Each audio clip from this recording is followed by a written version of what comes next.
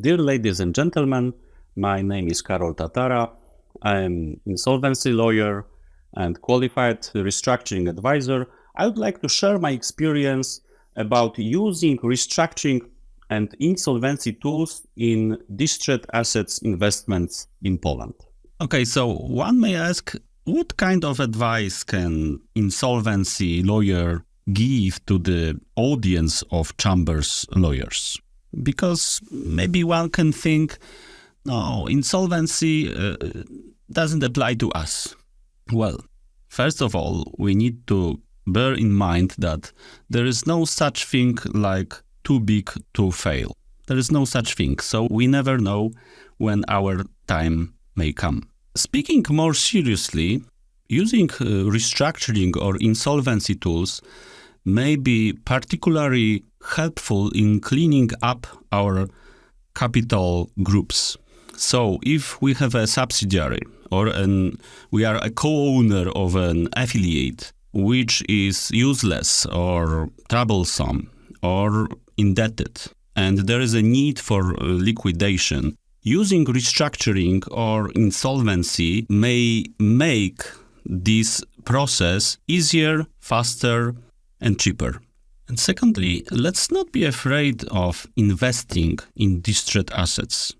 Let's not be afraid in investment in distressed company and or buying some interesting assets from that kind of company.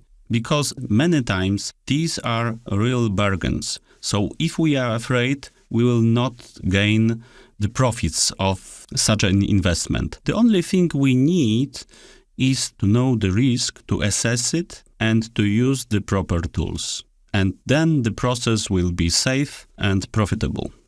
I'm not going to talk about the regular cases.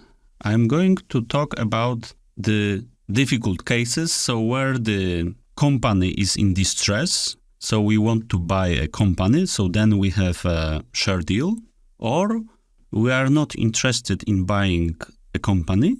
We are just interested in buying an asset this company has, so particularly enterprise or organized part of enterprise, in Polish ZCP, or maybe real estate. And then we have an asset deal. So what kind of problems we may face in a share deal using just regular legal tools? No matter how long, how deep and how costly due diligence is, and how long is the list of reps and warranties, and how complicated SPA may be, we will face the risk of unknown liabilities, especially those of off-balance nature. We will face them.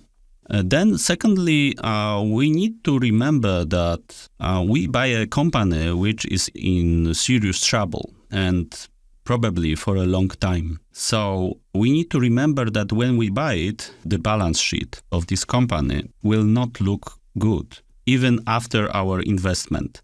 So we may use the conversion as a tool, as a legal tool, to improve the balance sheet.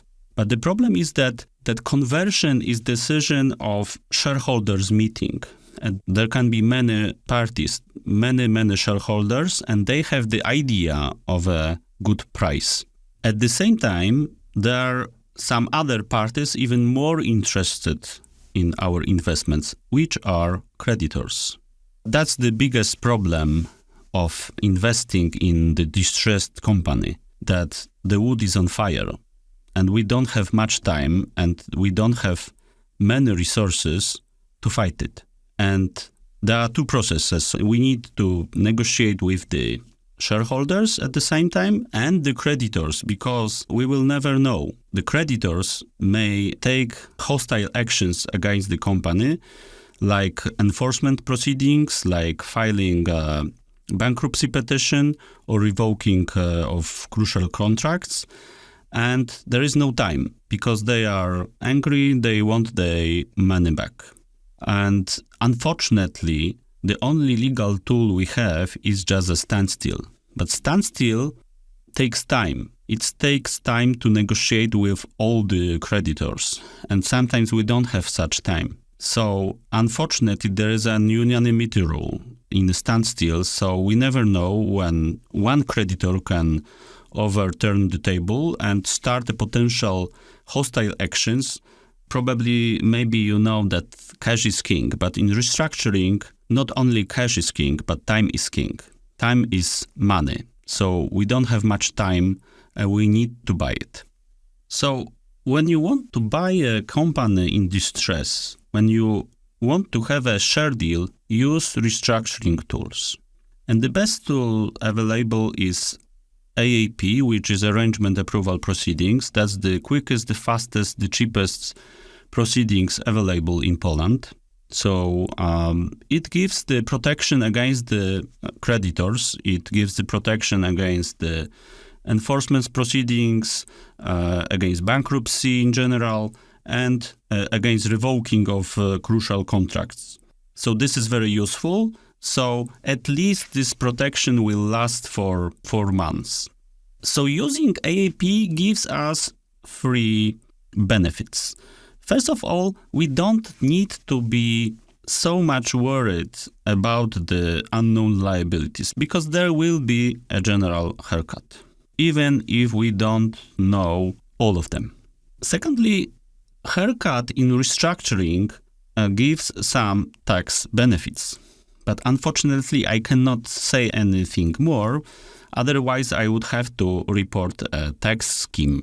Contrary to the standstill, in restructuring, we don't have unanimity rule. We have a majority rule. So we just need a majority, not all of votes of creditors. So this is very useful.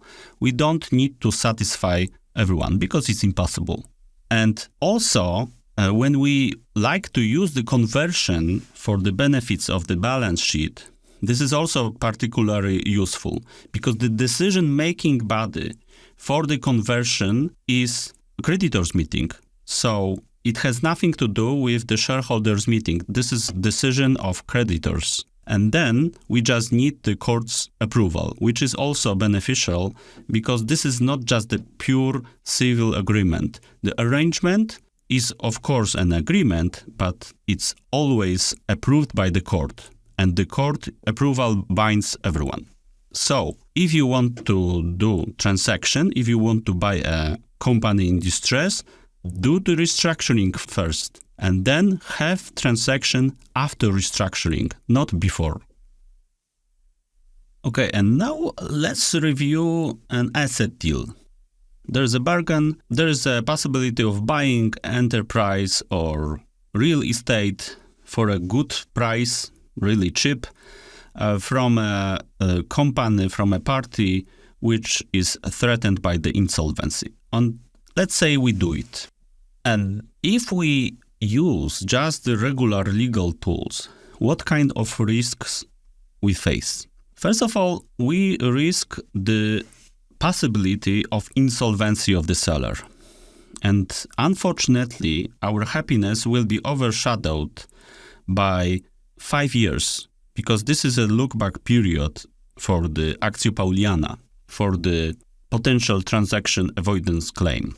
The other risk is a risk of liability for debts connected with the enterprise or the organized part of enterprise. If we buy an organized enterprise, so ZCP, from the possibly insolvent buyer, we will face the risk of the lawsuits from the unsatisfied creditors. Even when we structure the transaction into many so-called separate transactions, we will face this risk anyway. So my advice is don't do that.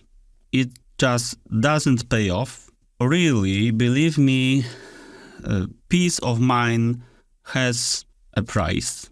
So it's far better to use restructuring or insolvency tools in order to do it. So what can we do? We have 3 tools. The first one is the easiest, the most simply insolvency tool, which is prepack. In prepack procedure, we buy some assets. So for instance, enterprise or organized part of enterprise or real estate, we buy directly from the trustee, basing on the court's decision. What we love in prepack is so-called execution sale effect. This is very beneficial for the acquirer. It means no risk of transaction avoidance whatsoever and no investor's liability towards creditors. Unfortunately, after the amendments of bankruptcy law of 2020, I would not recommend prepack as I used to. Unfortunately, there is a higher risk of tender, of auction, the process takes longer, and the court is not willing to make decision. And it's very easy to overrule this decision in higher court. So we need to seek the other solutions.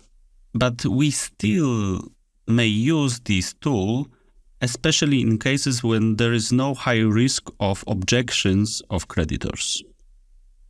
And much better is when the asset deal is decided not by the court, but by the creditors themselves. So what we need is a restructuring tool, and this tool is called liquidation arrangement. It's also possible within the AAP, so this fastest restructuring in Poland, which is arrangement approval proceedings. And the tool is very handy because in this restructuring, we may name the acquirer of the particular assets. It is the creditor's meeting decision who is going to buy the enterprise or organized part or real estate. So it is decision of creditors meeting whether there is a particular buyer or maybe how to organize the procedure of selling it. Then we have the beneficials of the restructuring, because this is decision of creditors meeting.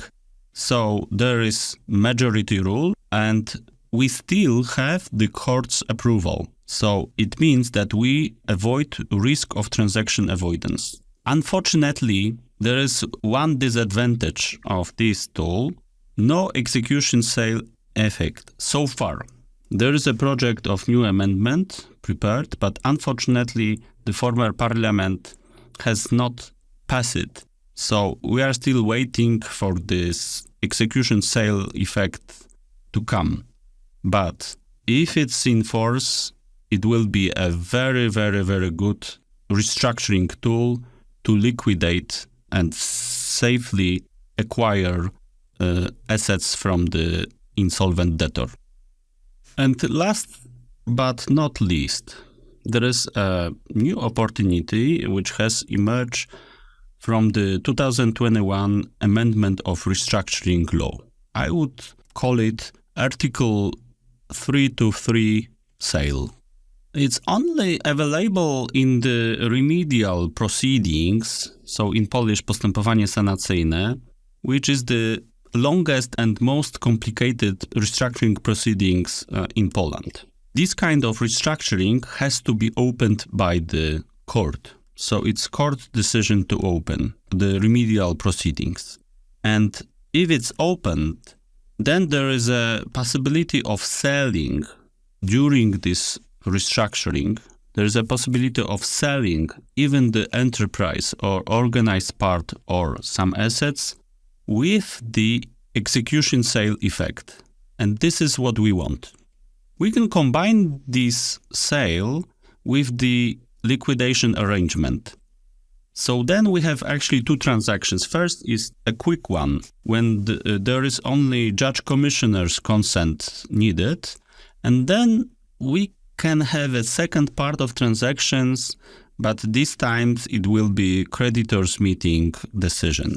I think this option is good for the reorganizations of some big companies. So this is a very good option if we have to have a longer process of restructuring and we can divide it into parts.